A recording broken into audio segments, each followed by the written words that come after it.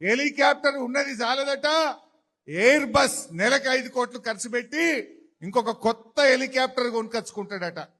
Football షోకుల కోసం ఆ మెస్సీతో ఆడడానికి 100 కోట్లు ఖర్చు పెట్టి ఫుట్బాల్ షోకులు తీర్చుకున్నాడు.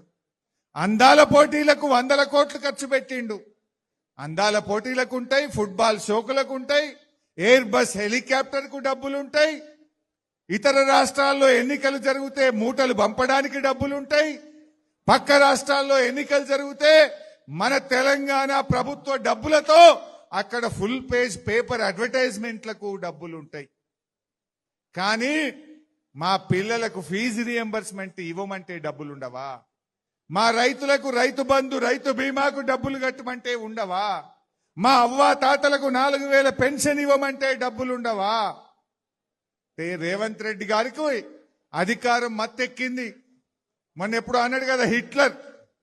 రేవంత్ రెడ్డి గుర్తుపెట్టుకో, నీ హిట్లర్ పాలనను అంతం చేయడానికి ప్రజలు కంకణం కట్టుకున్నారు. నీ నియంత పాలనకు అంతం కావడానికి రోజుల దగ్గర పడ్డాయి. లెక్క పెట్టుకో మిస్టర్ రేవంత్ రెడ్డి అని నేను చెప్తా ఉన్నా.